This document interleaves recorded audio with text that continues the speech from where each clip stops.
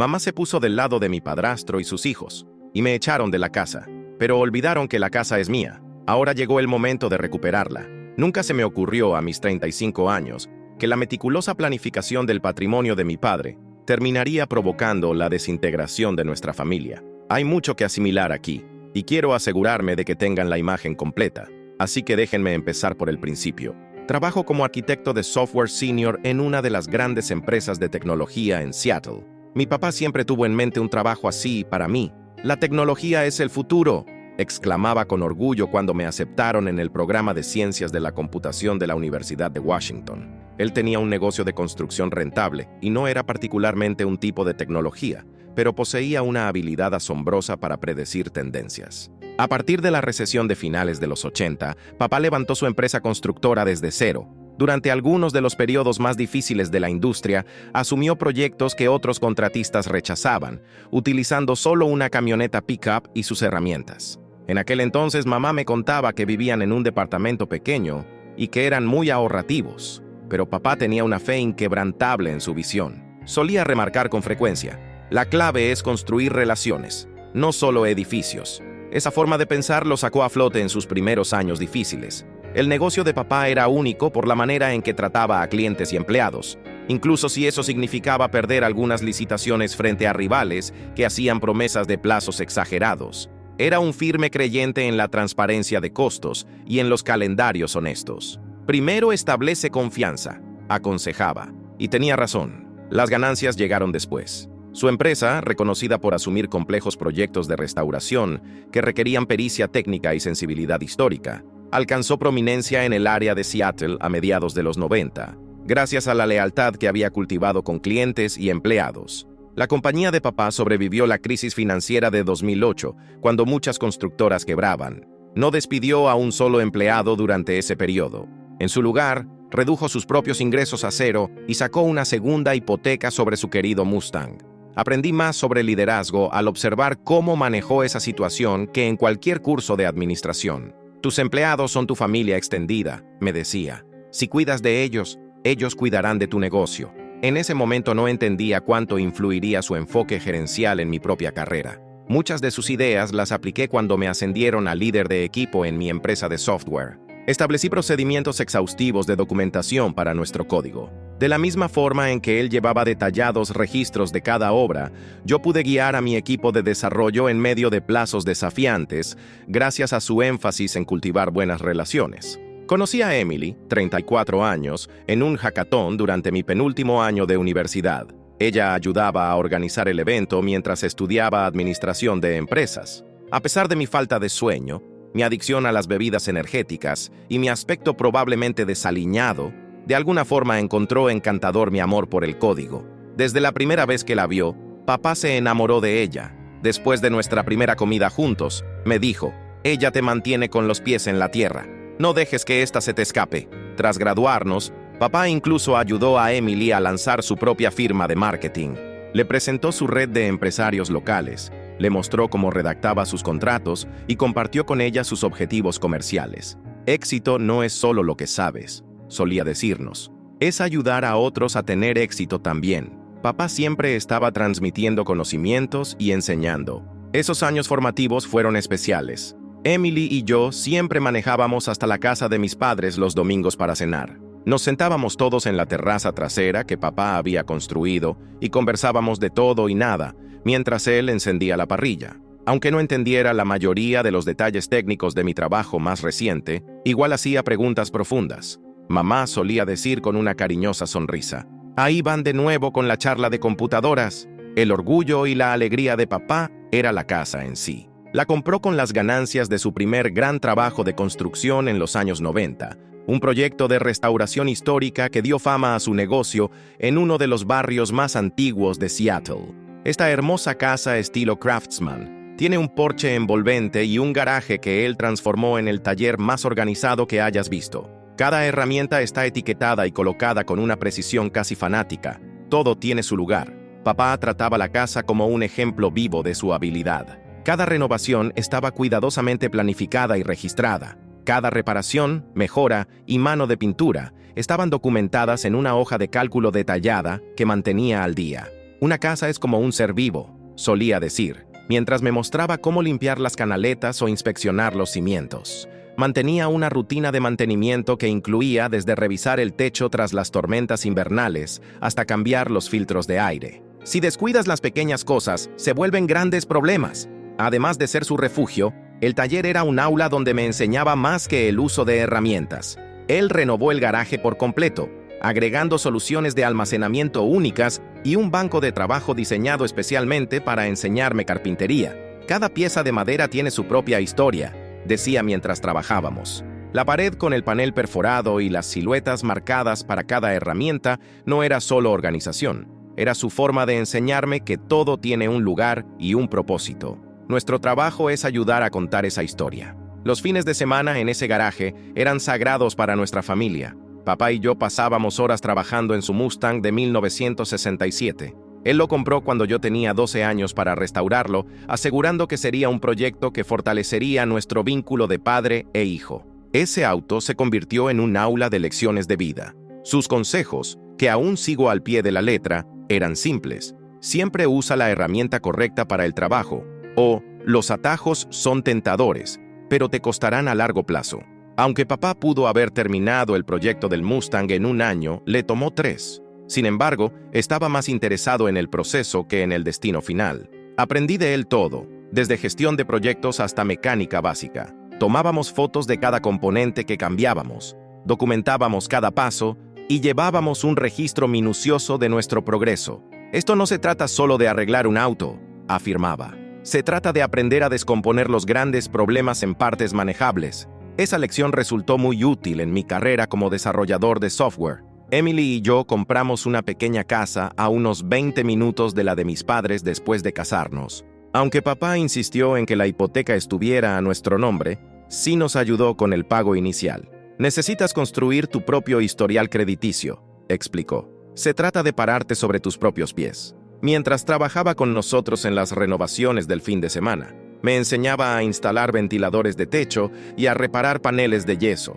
Incluso entonces, me estaba preparando para las responsabilidades de ser dueño de una casa. Para este momento, mi carrera realmente despegaba. Acababa de recibir un ascenso a líder de equipo, supervisando a un grupo encargado de soluciones de infraestructura en la nube. Me encantaba cada segundo, aunque las horas fueran largas y la presión intensa. Durante mis descansos para almorzar, papá solía llamarme para ver cómo estaba, sin discutir nada específico. Sabía las exigencias de dirigir un equipo y supervisar el trabajo de otros. Recuerda delegar, decía, no puedes hacerlo todo tú solo, así como yo no puedo construir una casa completamente solo. Cuando papá empezó a decir que se sentía cansado todo el tiempo, nosotros estábamos discutiendo la posibilidad de formar una familia. Él siguió posponiendo la visita al médico a pesar de la insistencia de mamá. Solo estoy trabajando demasiado, decía para descartar nuestras preocupaciones. Estaba inmerso en su proyecto más grande hasta la fecha, un trato multimillonario que aseguraría la empresa por los próximos 10 años. En retrospectiva, lamento no haber presionado más para que se hiciera esos exámenes antes. Quizás las cosas habrían sido distintas. En ese tiempo, el negocio crecía con rapidez. Papá hablaba de expandirse a proyectos de restauración histórica en todo el noroeste del Pacífico y acababa de abrir una segunda oficina en Portland. Se había forjado una reputación al modernizar la infraestructura de edificios históricos sin sacrificar su carácter. Les decía a sus clientes, se trata de abrazar el futuro respetando el pasado. Ese amor por la preservación impactaba todo lo que hacía, en su vida personal y profesional. La última conversación importante que tuvimos fue sobre el Mustang. Hablaba de llevarlo a exhibiciones de autos ahora que habíamos terminado la restauración. Cuando comentó, deberíamos inscribirnos en el Pacifico Northwest Classic, sus ojos brillaron como los de un niño. Seguía planeando el futuro hasta el final, mostrarles a estos muchachos lo que es un verdadero muscle car. Todo empezó como una mañana cualquiera, hasta que todo cambió. Cuando mamá llamó, mi teléfono vibró mientras estaba en una reunión temprano. Estábamos en medio de una conversación importante del proyecto. Casi no respondo, pero tuve que salir a contestar. Por alguna razón, mamá lloraba tan fuerte que apenas podía hablar. Papá se había desmayado en una obra. Cuando llegué al hospital, él ya se había ido. Según los médicos, fue un ataque al corazón súbito y severo. Tenía solo 58 años. Las semanas posteriores a su muerte fueron una neblina de duelo y trámites burocráticos. El funeral estuvo abarrotado. La empresa y el involucramiento comunitario de papá habían impactado a incontables personas. Proveedores, contratistas e incluso empresas rivales acudieron a mostrar su apoyo. Todos compartían una historia de cómo papá los había apoyado, aconsejado o simplemente estado ahí cuando necesitaban un confidente. Un viejo artesano me contó cómo papá lo mantuvo en la nómina a pesar de no poder trabajar durante una larga enfermedad. Tu padre entendía que el negocio trata primero de las personas, afirmó. Los empleados de la compañía estaban desconsolados. Muchos lo habían conocido por décadas y me contaban cosas que yo nunca supe. Cómo pagó los libros universitarios de la hija de un capataz, ayudó a otro durante un divorcio, o se quedó hasta tarde para enseñar a los aprendices los matices de la restauración histórica. Con fotos y notas manuscritas de clientes y empleados, la sala de conferencias de la empresa se transformó en un monumento no oficial. Nos sorprendió cuánto había planeado papá todo. Su abogado, el señor Anderson, nos citó una semana después del funeral. Sacó un enorme archivo con acordeón que decía «Protocolo de Seguridad Familiar» en la prolija letra de papá. Dentro había docenas de papeles organizados con instrucciones detalladas para varios aspectos de sus propiedades. El señor Anderson me dio un recorrido de 3 días por la documentación del patrimonio de papá. Cada carpeta con código de color contenía, además de los documentos legales, notas personales que explicaban sus decisiones. En 35 años de práctica, nunca había visto un plan patrimonial tan minucioso, comentó el señor Anderson. Papá incluso incluyó un plan de transición empresarial a 5 años con planes de contingencia para distintos escenarios. Después de eso, mamá empezó a asistir al grupo de apoyo por duelo de su iglesia. Allí conoció a Steve, 58 años. Al principio, solo lo mencionaba de pasada. Steve sugirió un gran libro sobre sanación, o Steve dijo que es normal sentirse así. Él era uno de los facilitadores del grupo y había perdido a su esposa por cáncer 2 años antes. Aunque parecía un poco pronto, me alegraba que ella recibiera apoyo. Emily me recordó que cada quien procesa el duelo a su manera. El grupo de apoyo se reunía todos los martes por la noche. Pronto, mamá empezó a asistir a más eventos de la iglesia con Steve. Las reuniones de café después del servicio se convirtieron en almuerzos y luego en cenas. Nuestros amigos de la familia empezaron a preocuparse por lo rápido que se desarrollaba su amistad. En una reunión familiar, mi tía Jane me apartó, preocupada de que mamá estuviera apresurando las cosas para llenar el vacío que dejó papá. Los cambios en mamá se volvieron más evidentes. Cambió su corte de pelo, empezó a vestir de otra manera, e incluso tiró el jardín que papá la había ayudado a crear. Cada vez que cuestionaba estos cambios, ella respondía, «Es hora de un nuevo comienzo». La mujer que antes pasaba horas contando su vida con papá apenas lo mencionaba ahora. Todo avanzó más rápido de lo que cualquiera imaginó. 6 meses después de la muerte de papá, mamá anunció que Steve se mudaría a la casa. James, 30 años, y Lisa, 32 años, los hijos adultos de Steve, pensaron que sería beneficioso darle vida a la casa. Intenté ser empático, pero sentía que tenía prisa por reemplazar todo lo que papá había construido. Estoy en una encrucijada ahora. ¿Cómo preservar el legado de papá sin poner en peligro la felicidad de mamá? Emily me aconseja buscar un equilibrio, pero no puedo dejar de pensar en la carta de papá. Hijo, preserva esos recuerdos. Primera actualización. Perdón por la demora en la actualización y gracias por todos los consejos que me dieron en mi publicación anterior. Han pasado 3 meses desde entonces y las cosas han empeorado. Antes me irritaba la actitud dominante de Steve, pero ahora actúa como si él fuera el dueño de la casa que papá me dejó. El mes pasado, Steve decidió iniciar un gran proyecto de restauración sin siquiera pedirme permiso. Cuando fui a visitar un fin de semana, había contratistas arrancando las estanterías empotradas que mi papá construyó en la sala. Steve los supervisaba como si fuera su propiedad, diciéndoles, «Solo tiren toda esta madera vieja al contenedor de basura».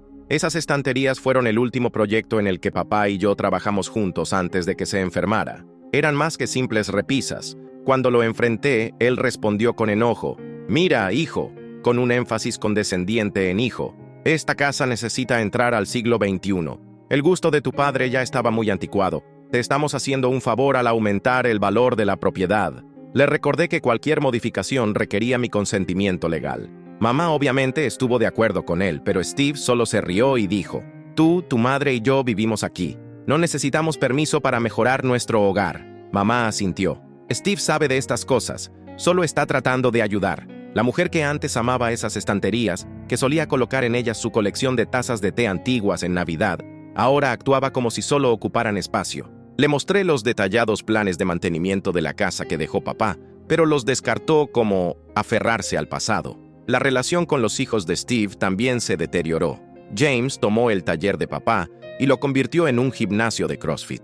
Mientras yo estaba de viaje de negocios, hizo una venta de garaje y se deshizo de la mayoría de las herramientas de papá. Lisa trata el lugar como su proyecto personal de diseño, repintando habitaciones y poniendo planchas de vinilo modernas en lugar de los pisos de madera cuidadosamente restaurados por papá.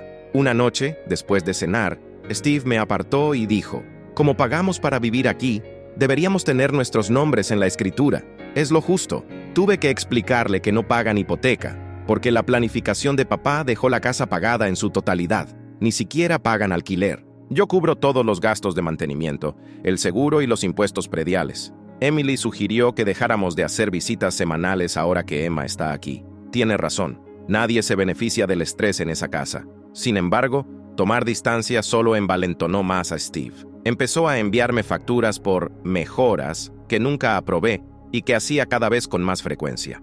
«Deberías ser más comprensivo con la nueva vida de tu madre», dijo la hermana de mamá en una llamada reciente. Intenté explicar las intenciones de papá y mis obligaciones legales, pero me acusó de estar atrapado en el pasado. «Steve la hace feliz. ¿Por qué no puedes simplemente dejar que hagan la casa a su manera?», me preguntó. Esta semana descubrí que habían eliminado las marcas de crecimiento que registraban mi estatura desde los 3 hasta los 18 años en el marco de la puerta de la cocina. Cada cumpleaños, papá me medía y escribía la fecha junto a cada marca. Es solo un marco de puerta viejo. «No podemos conservar cada pedazo de madera solo porque tu padre lo tocó», comentó mamá al enfrentarla por eso. «Ahora paso más tiempo sentado en la vieja silla de papá, el único mueble que pude conservar, en mi propio garaje. El señor Anderson me aconseja empezar a considerar soluciones a largo plazo. Legalmente, la casa es mía, pero tarde o temprano tendré que tomar decisiones difíciles sobre su destino. ¿Cuándo vale más ser el malo que preservar el legado de tu padre? ¿Y cómo defiendes la posición moral correcta cuando toda tu familia se opone a ti?» Actualización 2. Agradezco sus consejos sobre mi publicación anterior.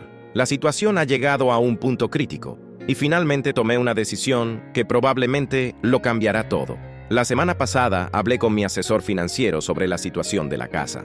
El valor de las propiedades cercanas ha aumentado un 40% en los últimos 3 años y podríamos obtener un ingreso de alquiler considerable, suficiente para cubrir la futura educación universitaria de Emma. Durante la conversación, me di cuenta de que había estado tan concentrado en los aspectos sentimentales que no consideré las implicaciones financieras de permitir que mamá y Steve vivieran gratis. Todo se descontroló. Cuando hablé de esto con mamá en nuestra conversación semanal, ella gritó por teléfono: «No puedes hacernos esto, esta es nuestra casa.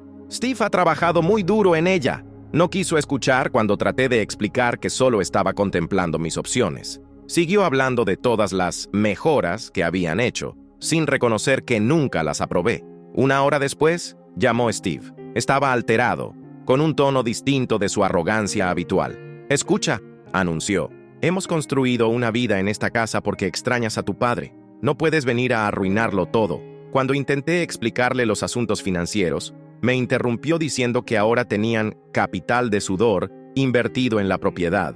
Le recordé que la casa era mía legalmente. «Hay una razón por la que tu padre te la dejó», le dije. «Tu padre ya no está», respondió. «Tienes que pensar en los vivos». Hablé con Emily y con el señor Anderson antes de decidirme al día siguiente. Cuando llegué a la casa, mamá y Steve estaban enfrascados en otro proyecto de remodelación. Habían empezado a arrancar las molduras originales del comedor, esas que papá había mandado hacer a medida para encajar con el estilo antiguo de la casa. Esa imagen me dio más determinación. Les di 2 semanas para encontrar otro lugar donde vivir. Mamá estalló en llanto de inmediato, acusándome de ser insensible y cruel. Steve intentó intimidarme, argumentando que yo no podía echarlos a la calle. Empezó a enumerar sus lazos locales, su trabajo, la iglesia, sus amigos del vecindario. Me mantuve sereno y firme, como papá me había enseñado al enfrentar situaciones difíciles. «Esta es mi propiedad», declaré. «Papá me la dejó por una razón, y estoy ejerciendo mi derecho legal como propietario. Las mejillas de Steve se sonrojaron y comenzó a enumerar todo el dinero que habían gastado en mejoras. Le informé que, en realidad, el valor histórico de la casa se había visto disminuido por esas alteraciones no aprobadas. Cuando Lisa regresó a casa y se unió a la discusión, todo empeoró. Mamá utilizó el embarazo de Lisa como palanca emocional de inmediato. ¿Cómo puedes tratar así a tu hermanastra embarazada? Ella va a tener un bebé. Aunque el embarazo de Lisa sea importante para ellos, tuve que aclararles que eso no afecta mis derechos sobre la propiedad y que ella no es mi hermanastra. Desde entonces, ha habido un asalto constante de manipulación emocional. Toda la familia de mamá se ha unido en mi contra. Su hermana llamó llorando, diciendo que sus padres querían asegurarse de que mamá estuviera a salvo. El hermano de Steve, que es agente inmobiliario local, dejó mensajes sobre lo difícil que está el mercado de alquiler. Incluso primos lejanos, a quienes apenas conozco, me envían largos mensajes sobre valores cristianos y lealtad familiar. Lo más difícil es tratar con amigos de la familia que me conocen desde niño. Gente que creció conmigo ahora me dice lo decepcionada que está por mis decisiones, y cada llamada se siente como otra pequeña traición. Algunos incluso afirman que estoy dañando la reputación de papá en el vecindario. El problema es que esto no se trata de crueldad ni de obtener ganancias. Se trata de honrar los deseos de papá y preservar lo que él creó. Ha sido bastante doloroso ver cómo desmantelan metódicamente cada rastro de él. La casa era su legado. He pagado todos sus gastos. Les he permitido vivir sin pagar renta durante años. He soportado sus cambios no autorizados. Pero eventualmente, basta es basta. Tienen 2 semanas para hacer nuevos planes. Me niego a ceder ante las constantes súplicas de mamá para darles más tiempo. El señor Anderson dice que la ley está completamente de mi lado y que he sido más que generoso. Él me está ayudando a redactar los documentos oficiales de aviso de desalojo, asegurándose de que todo quede perfectamente documentado. Sé que esto me hace ver como el villano en la historia de ellos, pero a veces, defender lo que está bien implica tomar decisiones difíciles, aunque otros no estén de acuerdo. Papá me enseñó eso. Actualización 3. Tercera actualización. Agradezco a todos su ayuda en este momento tan difícil.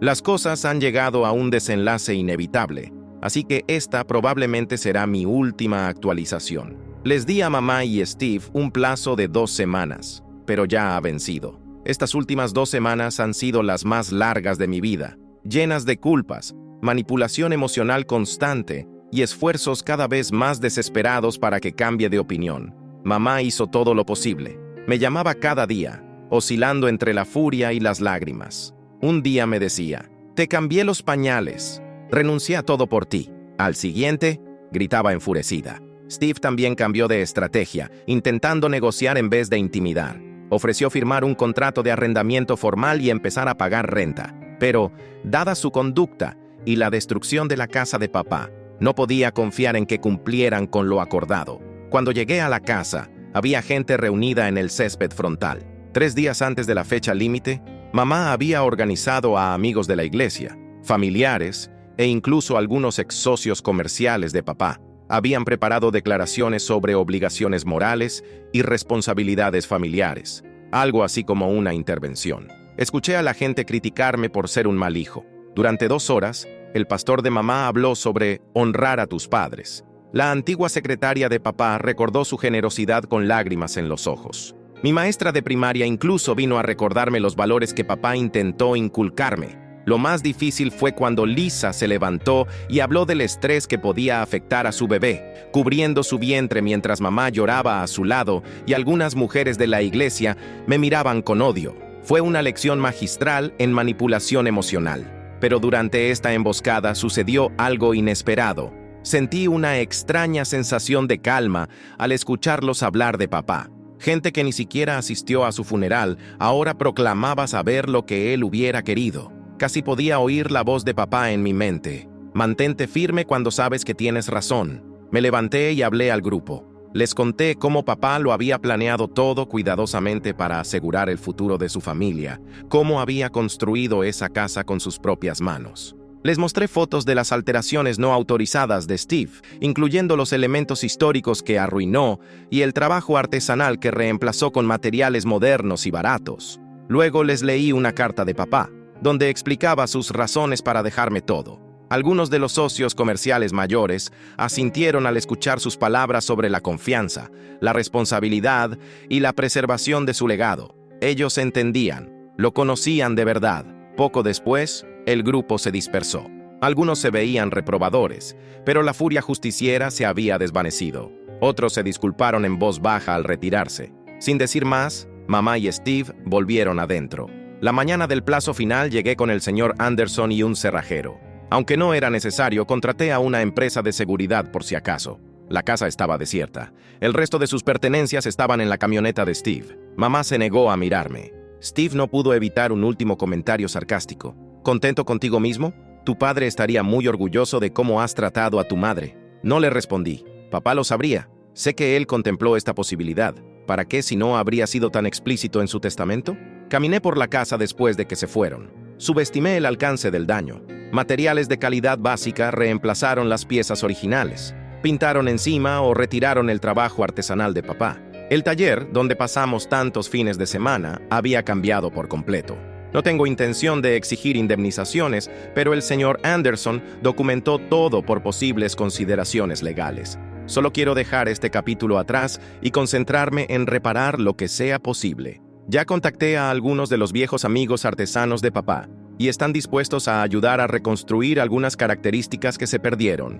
Por ahora, mamá se queda con su hermana. La mayoría de mis parientes han dejado de hablarme. Algunos llaman ocasionalmente para reprenderme. En las redes sociales, los hijos de Steve siguen publicando actualizaciones sentimentales sobre su pobre madre desalojada de su hogar, pero cada vez menos gente responde. A lo largo de todo esto, Emily ha sido mi pilar de apoyo. Cuando empiezo a dudar, ella me recuerda la carta de papá, la confianza que él tenía en que tomaría las decisiones correctas. Eventualmente le contaré a Emma sobre su abuelo y el legado que intentó preservar, pero ahora es muy pequeña para entender lo que sucede. Estoy trabajando con un experto en restauración para devolverle a la casa su estado original.